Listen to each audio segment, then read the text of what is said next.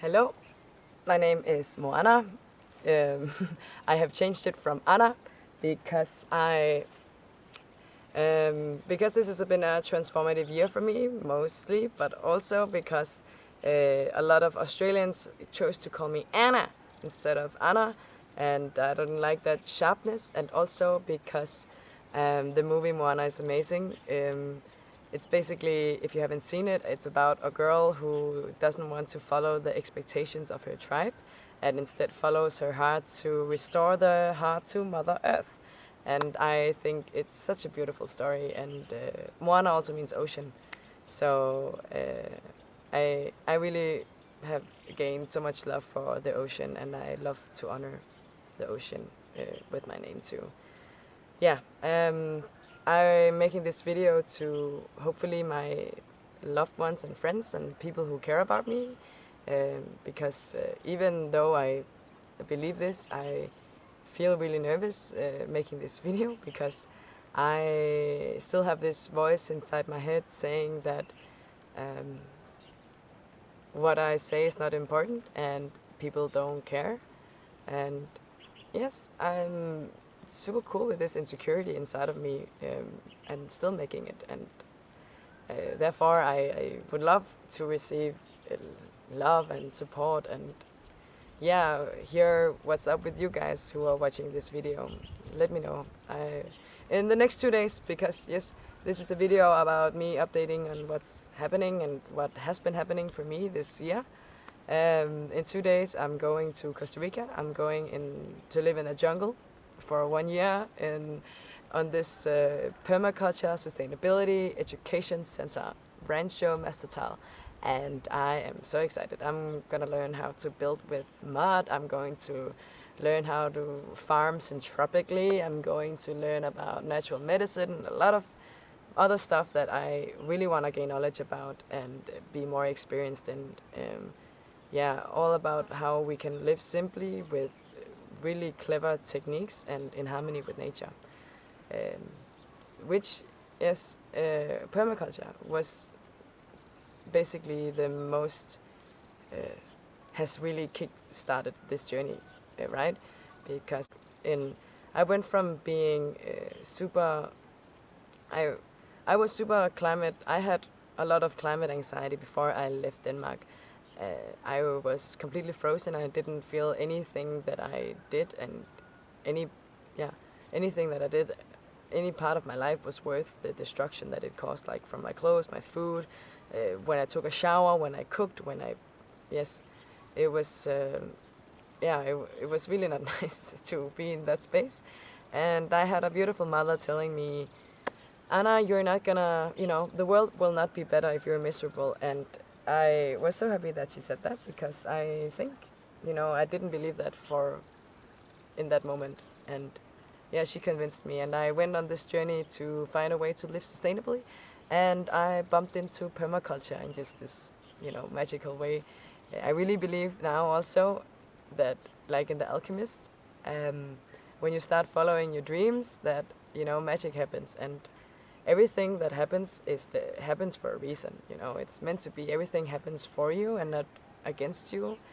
Um, I really feel this. That is also a big change. I don't know. I'm really happy that I have this belief with me.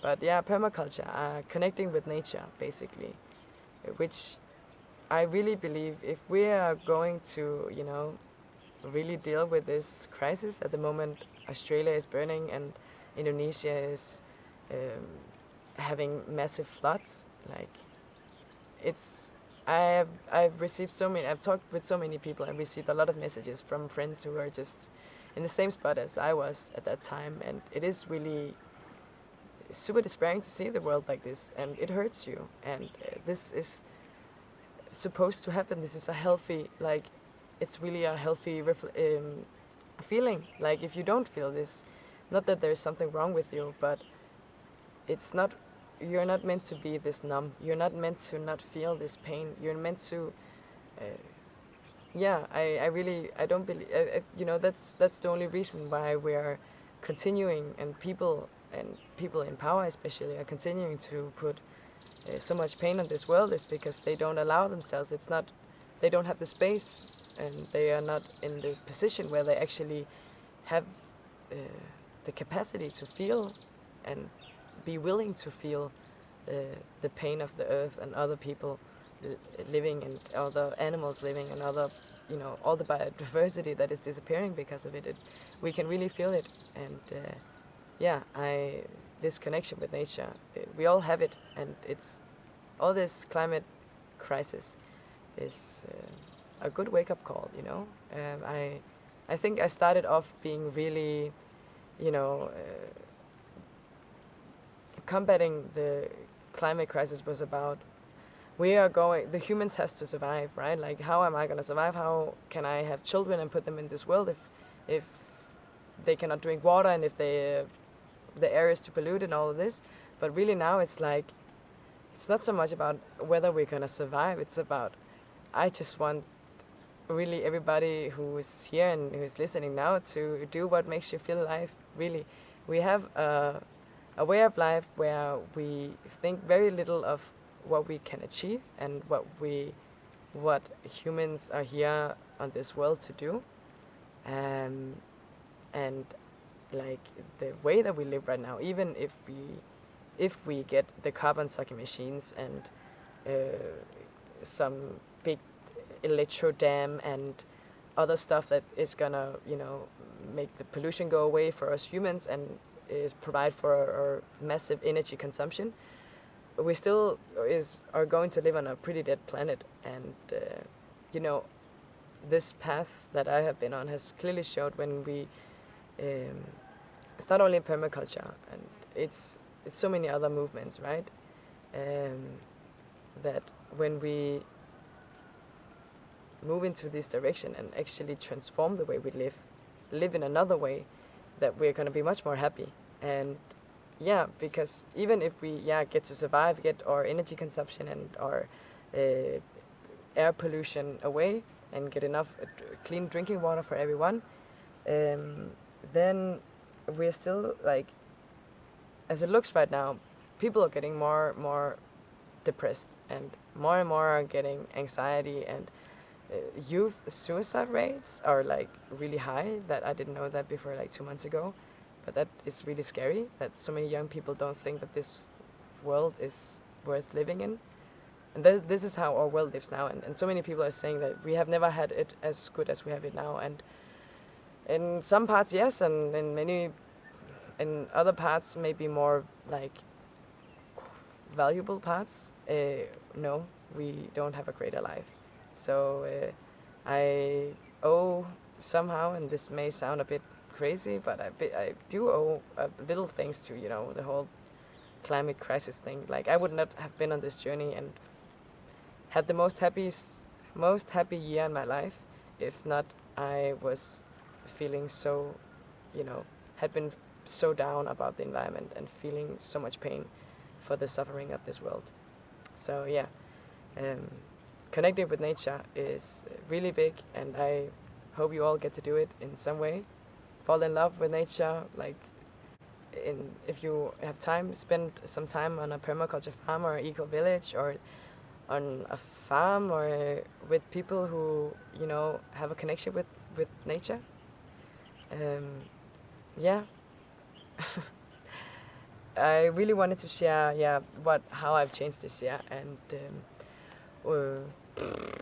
one of the things, not one of the things, connecting with nature was living on this permaculture farm for 6 months. I got to experience how it is to live in a cycle, really, from waking up early with the sun, milking cows, and making compost out of their poop, and making gas for cooking out of their poop, and using their milk to make cheese and ghee, and growing food, and turning my own poop into food. Really, compost toilets are amazing. That was really great, and it has been so big for me to live in a clean environment for that long also, because it made me realize how intelligent our bodies are. Like, I don't use chemicals really anymore. I don't use deodorant or shampoo. I really love my smell. My smell tells me when I'm healthy and when I'm not. When I'm in a city and I'm surrounded by pollution and synthetics and chemicals, then yes, my smell, my sweat smells different, and it is unpleasant, but it is telling me that what I'm doing is wrong. Something is wrong, and so I love my smell really. Yeah, I made a list because I want to make sure that I get through it all. Um, yeah, I love making compost now. I know the life cycles of many plants. I think soil is sacred. I don't call myself vegan anymore, but local boy instead. And that is really because the global food system, get into it. I recommend you as my friend and my lover to check out either Food Inc. or where the story of stuff, like all these things really tell you clearly how, you know, the whole story of what, where our stuff comes from and how far away we are from a circle. Yes. And so I eat locally. I can eat meat sometimes if I know the chicken or if I know the cow or I know how it's lived, then maybe I will eat it and maybe I will not. Yeah. I gaze at stars and clouds more often. Yeah, that's really a big one because you don't know this when you live in a city, how amazing the stars are. Um, a second thing that has been really, really big for me and has transformed me in many ways is that I have gained so much inner wisdom. I have had a spiritual awakening, I sometimes call it. Yeah, I discovered how loved I am, uh, and with all my faults, like with my insecurities, I really learned how to embrace everything in myself. Like it's something I'm still learning, but really like, yeah, understanding myself, and my thoughts and my reactions, gaining that wisdom has really given me so much more like trust in myself and will and yeah, trust in myself and security. Like I feel more secure uh, with less, so much less. Like I feel like I belong in this world. I feel I am meant to be doing something great in my life, and I didn't think that before. I thought very average of myself. Like I'm just gonna, make a living, get some kids, and have good friends, and this is also, a good life. But I never thought, I was meant to do like, and that is a great thing too, really. Don't underestimate me. I would love to do that still, but I never thought that that was, the greatest thing that I was put on this earth to do. Um, yeah, I really feel secure inside and with my place in this world. I love many more people, and I feel hate towards very few. I don't think I feel hate actually towards anyone. And this is thanks to Vipassana meditation. It makes you grow in love. Really, it's amazing. My spiritual awakening was because thanks to this amazing place where I was volunteering for more than a month, and each week we had something called a sacred circle, and yeah, I got to experience, people in this circle. In this circle, people would share whatever they had on their hearts, and we would just allow them to speak, not come with, how you're supposed to get over it and how you can help it. It's just really like, this is how I am, and this is how I feel, and we would all just sit there and listen. No one would interrupt, and people shared so many amazing stories, like things that I thought I was the only one, feeling.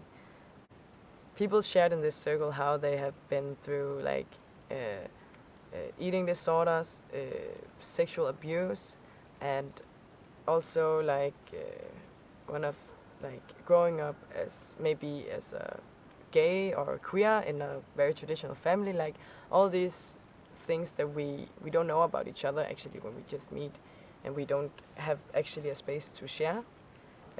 But yeah, this sacred circle made that happen, and I just realized how we go through, you know, all the same emotions: shame, fear, pain, suffering in so many ways, and it is just in different ways, and it's not one thing is worse than another. Like, of course there's, yeah, it's all there for us to grow into stronger people and wiser people, and to, like, I've met a person who had, you know, had this crazy big depression, and now he sees why he has this, he had this, because now he's there to help other people where that are in the same place.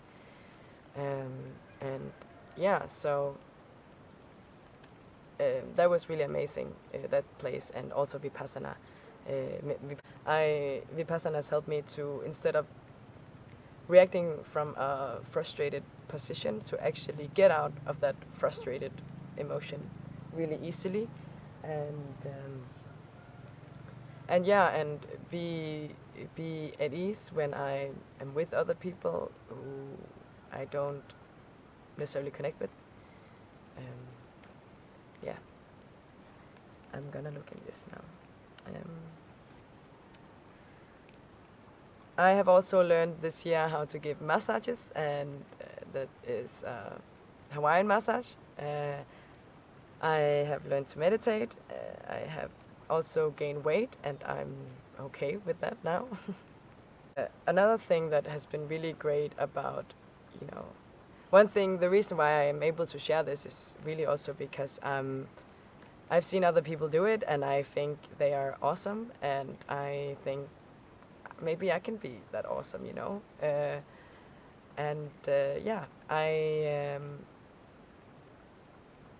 I've written the last year. Most of you, if you even read them, I have written so many long posts and shared much more on my social media, and I really, you know, and I'm really happy for that, because I have connected with so many people that I've only been like familiar with, and also people that I have like never met before, like people who feel the same and know the same, and, you know, think of the same, have the same thing. Connecting with people in this way is so amazing, because, you know, it's not, oh, we like the same thing. It's like, oh my God, we feel the same and we have the same thoughts, and yeah, it's been amazing. So I also encourage other people to do it, like to do this, share more, because overshare. Try once or twice a week or whatever to overshare how you feel, and you don't have to do it on social media. You can also do it other places, but really the time we're in right now, where, you know, we have so many amazing movements going on, and like in Denmark, like it's just in the last year that they have all the politicians agreed to have like a 70% reduction in CO2 emissions just the last year. And I think it's because, you know, people are speaking up, and really 2020, if I have to put a year in it, must be, you know, it's going to be the year where many more are gonna rise their voice, and many more people are gonna connect with nature and, you know, speak up for what is right. Yes. Another thing that I have learned that I'm really happy for, and I thank both my spiritual awakening and connected with nature. I'm sorry for doing this. It's silly. Spiritual awakening, I think, actually is super important. I think many more people should feel like they have a bigger purpose on this planet, yeah, than to just be a product of you know, evolutionary evolvement process. But another thing, thanks to connecting with nature and my spiritual awakening, has been has been my transformation in moving from being a FOMO to a JOMO. FOMO is this thing that I don't know how many years it has been around, but at least I knew about it 3 years ago, maybe 4. but fear of missing out. We have this between young people, like fear of missing out. Like there's so many things happening, and I'm not there, and I'm missing out, and I want to be everywhere and do everything. And instead, I practice now joyful of missing out. Like I'm exactly where I'm supposed to be. Of course, I would love to have gone to one of those big festivals in Denmark that I go to each year, but at the same time, I was exactly where I was supposed to be. I would not be anywhere else than where I was. So I was really joyful for missing out. Yes. And I have talked a lot about how I really want, I really encourage everyone to allow yourself to feel the earth and feel the pain and not be numb and ignore it, but not also be overwhelmed by it, but speak it and let this, energy flow, like all this energy flow, but not put it on, like, as in, speak it up, yeah, let it flow. I wrote this, it's not everything is fucked and I don't care, it's everything is so fucked, so there's many important great things to create. And we see this in the feminist movement, the LGBTQ movement, the body positivism movement, the zero-waste, the vegan, the regenerative agriculture. All these movements, are a creation of us because so many things are fucked. And so yeah, everything is fucked, but there is so much potential to make so many great things then. I don't know, I use that sometimes when I feel down. Yeah, and also think about, what holds you back from acting. So this is my influential part, I wrote this. What is holding you back from unwillingly feeling the pain in this world? What makes you incapable of being compassionate with the rest of this living planet? Do you have a family or friends or environment that lowers your self-esteem, breeds fear, or disempowers you? Because that was what I was in, I think the city, not the city, but this was probably the life I've lived until I really I don't know what made me feel the pain suddenly, but suddenly I just really felt the suffering and pain of this world, and I started acting. And I think also when you start looking at this, you will start feeling much, like there will be so much more happiness in your life when we actually change the story of humans on this earth, not as destroyers, but as healers. And the things that stops you from that keeps you numb and not feeling the suffering and pain of this world and being compassionate with other living beings is not healthy for you, I don't think. So I hope mostly that whatever you do is keep yourself happy and healthy. And yeah, another transformation is this tattoo. I hope Joey and Banya is watching this. I have here the 4 elements, and also I've added a 5th one, which is this little smiling face on the drop here. The 4 elements, you see earth as the banya seed, and the lotus flower as the fire element, and then we have the water and the wind. And the banya seed is this amazing food from Australia that I ate a lot of, and it's like what sustained the indigenous people, and they used to. Banya means come together. All along the Queensland east coast, there's so many banya trees, and also in New South Wales, northern New South Wales. There's so many banya trees, and the biggest and oldest one is like outside of Brisbane, and all the indigenous tribes used to gather around this tree and just have a feast and eat all these banya nuts and scatter them around along the east coast when they head back to their tribe. And yeah, I think it's I think it's to honor the indigenous culture, because they went through and adapted to so many climate changes, but they had a connection with the land and respected it and saw it as a being, a living planet. And yeah, I think I really wanted this tattoo. I thought about having the 4 elements on me ever since I connected with permaculture and nature. Like, this is really, I'm really happy for it. And these 4 elements of creation is so important for life. And most importantly, I think, is the 5th one, which I say is imagination and consciousness. If we cannot imagine how the world is going to be, the future, or we cannot remember the past, or we cannot be present in this moment, then yes, we're not really aware of life, are we? Yes, that was just, I wanted to mention this. And what else? I would really love to receive any kinds of, thoughts and updates on whoever is watching this, what you're feeling with the state of the environment at the moment, or what has happened of transformations in you this year.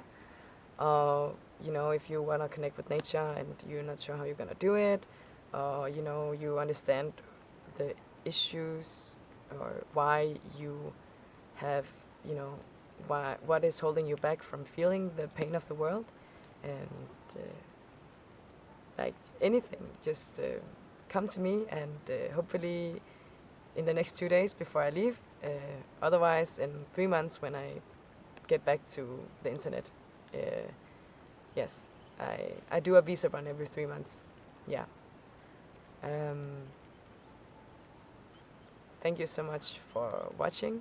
I really don't know if I've said everything I have in my heart. I have thought of this video for maybe too long, but I don't know, I really wanted to share what I've been up to, and what I've been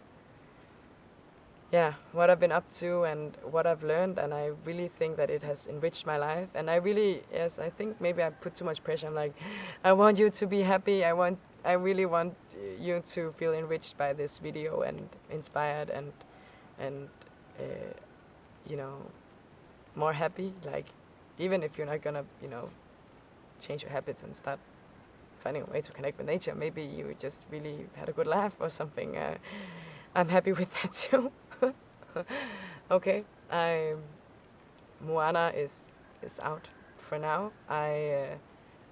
I'm really excited to see, yes, how this girl is going to be like next year. And I don't know, I'm not taking myself serious right now, because I'm super awkward. So, which I don't want to feel like this, I think what I'm saying is actually super important. But yeah, hopefully next year I will feel more secure, or maybe tomorrow.